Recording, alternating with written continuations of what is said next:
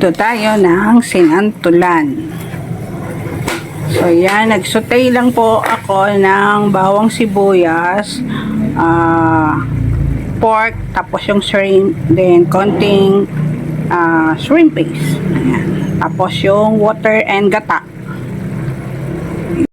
Kumukulo na, ilalagay ko na itong santol.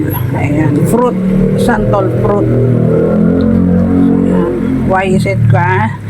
So, hindi ko na pinakita kung paano ko ito binalatan at ayan, hiniwa ng pinong-pino.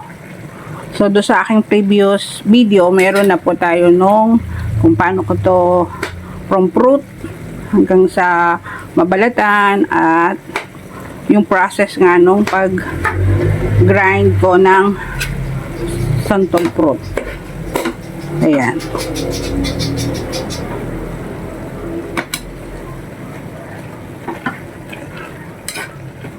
Pag na-grind nyo na yung o na pino-pino nyo na yung pagkakahiwa, kailangan nyo lang na lamasin sa asin para mawala yung pakla at saka yung sour taste ng santol fruit.